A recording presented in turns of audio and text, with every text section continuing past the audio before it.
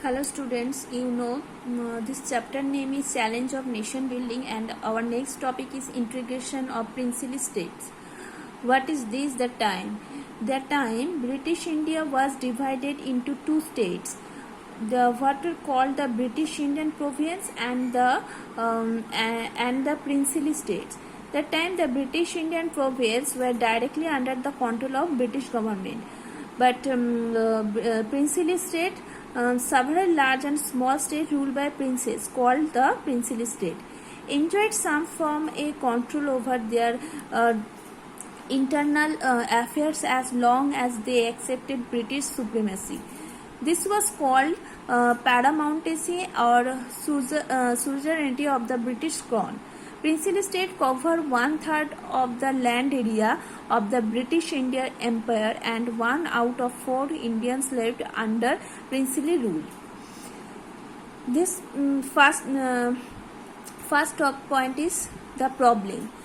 Just before independence, it was announced by the British that with the end of their rule over India, paramountcy of the British Crown over princely states would also lapse. This meant that all these states, as many as 565 in all, would become legally independent.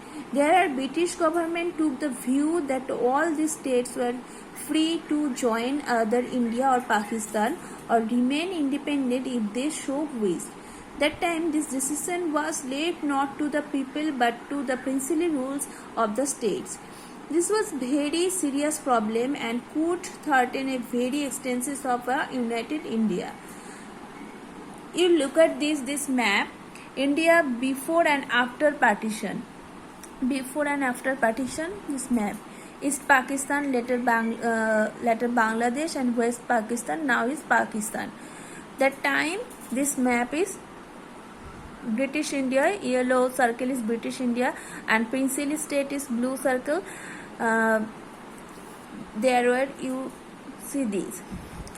So the problem started very soon. First of all, the ruler of Travancore announced that the state had decided on independence. The Nizam of Hyderabad. The Nizam of Hyderabad made a similar announcement the next day.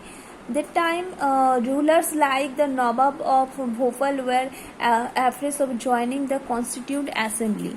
That time, in most of these princely state government were run in a non-democratic manner, and their rules were unwilling to give democratic right to their population. So, then our next topic is government approach. That time, the Sardar Vallabhbhai Patel, during the crucial period immediately following independence. Who is the Sardar Vallabhbhai Patel? You know this.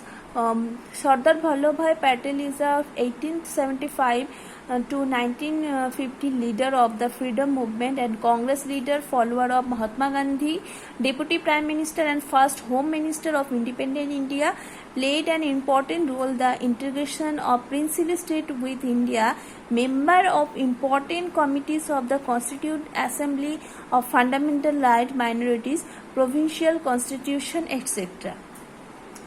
So, the Sardar Vallabhbhai Patel was Indian Deputy Prime Minister and the Home Minister during the crucial period immediately following independence. He played a historic role in negotiating with the rules of princely state firmly but diplomatically and beginning most of them into the Indian Union. That time, the government approach was based on three considerations, that is, will of integration of people of princely state, a flexible approach to accommodate plurality and demands of region, and concern about integrity of India with peaceful negotiation. Only 4 states association were difficult, that is Janagraha, Hyderabad, Kashmir and Manipur. And next point is Hyderabad. This time, Hyderabad, the largest of the princely state, was surrounded entirely by Indian territory. Some parts of the old Hyderabad states and are today parts of Maharashtra, Karnataka, and Andhra Pradesh. Its ruler carried the title Nizam, and he was one of the world's richest men. The Nizam wanted an independent status for Hyderabad. He entered into what was called the Standstill Agreement with India in November 1947 for a year while negotiations with the Indian government were going on. So this time Hyderabad was the central government had to interfere against Rajakars, and in September 1948 Nizam forces were controlled with the Association of Hyderabad. So the central government had ordered army to tackle the situation. In September 1948, Indian Army moved into the control the Nizam forces, and after a few days intermediate fighting, the Nizam surrounded. This led to Hyderabad Association of India. Next is Manipur. Bodhachandra Singh, Maharaja of Manipur. That time Bodhachandra Singh, Maharaja of Manipur, made it a constitutional monarchy and become first state to hold election under universal adult franchises, but on sharp difference over merger of Manipur. That time the government of India pursued Maharaja into signing an agreement in September 1949. So